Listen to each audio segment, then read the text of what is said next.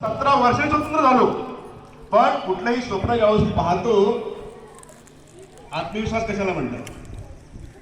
आत्मविश्वास म्हणजे एखादं स्वप्न पाहिलेलं. स्वप्न म्हणजे काय? भविष्यात घडणारी एखादी घटना असते, त्या घटनेचे साठी पाठपुरावा त्याचा पाठलाग करणारी जी माणसं असतात आणि ती पाठलाग करून 2 वर्षांनी 5 वर्षांनी 10 वर्षांनी ती जिंकणारी जी माणसं असतात, त्याला फार मोठा आत्मविश्वास असतो असं आपण म्हणतो. तर 26 जानेवारी 1930 ला आपल्या भारतीय लोकांमध्ये आत्मविश्वास होता, एक ना एक दिवस आपलं राज्य असेल.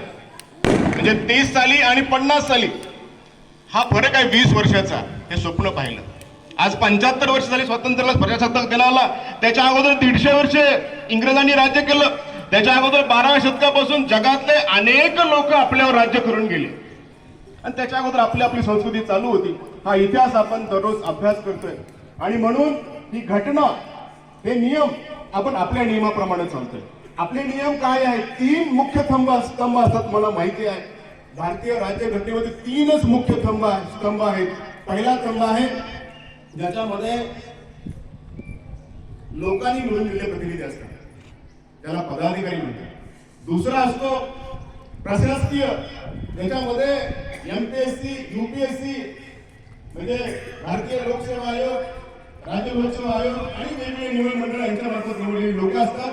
जी पदाधिकाऱ्यांच्या मदतीला लोक असतात, त्यानंतर त्यांच्या मदतीला जे लोक असतात, IAS असतील, IPS असतील, वेगवेगळ्या प्रकारचे अधिकारी असतील, ते अधिकारी. आणि मग अधिकारी आणि पदाधिकारी व्यवस्थितपणे हे चालवतात का नाही हे बघण्यासाठी जी न्याय यंत्रणा असते, त्याला ज्युडिशरी यंत्रणा म्हणतात, त्याला न्याय व्यवस्था म्हणतात.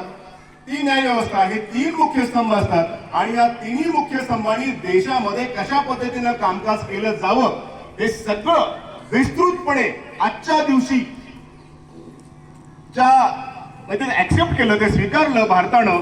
आणि ह्या सगळ्या नियमांचा पुस्तक आणि ह्या नियमांचं आपण अवलोकन केलं पाहिजे. आणि म्हणून प्रजासत्ताक दिन साजरा केला जातो.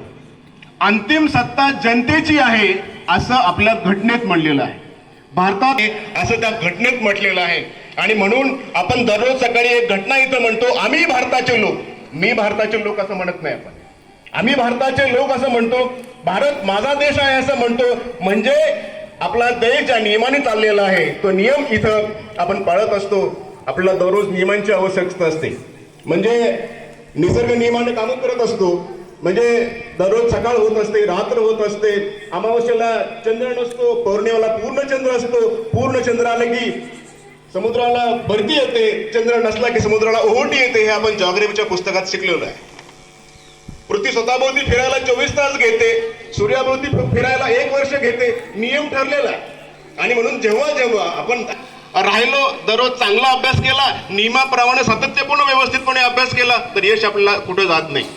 म्हणजे आजची राज्यघटना आपण साजरी करतो याचा दुसरंही कारण आहे की मुलांनी रूल आहे तसं आपलं स्वतःचं दैनंदिन आयुष्य करण्याचे आपले नियम असले पाहिजे.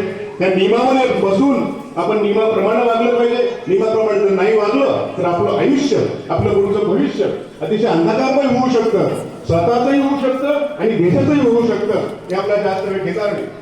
पण आजच्या या 26 जानेवारीच्या निमित्तानं तुम्हाला पुन्हा एकदा सगळ्यांनी नियमाने वागावं, सगळ्यांनी नियमाने काम करावं. प्रत्येक यंत्रणा नियमाने काम करत असते. आपणही शिस्तीचं पालन करावं, आपणही स्वच्छतेचं पालन करावं. आज शासनाने आणखी एक सर्क्युलर काढलेला आहे, त्याच्यामध्ये आणखी एक नियम त्यांनी काढलेला आहे. त्याची तरतूद घटनेमध्ये सुद्धा आहे. त्याच्यामध्ये की नियमाने म्हणजे काय, व्यसनांपासून दूर राहावं असं शासन सर्क्युलर आहे. आणि कोणीही तंबाखूचे पदार्थ किंवा तंबाखू व्यसन करू नये अशा प्रकारचं सर्क्युलर आहे. ग्राम सभेमध्ये प्रत्येक वाचित होणार आहे. तुम्हालाही वर्गावर सगळीकडे सांगितलं जाणार आहे.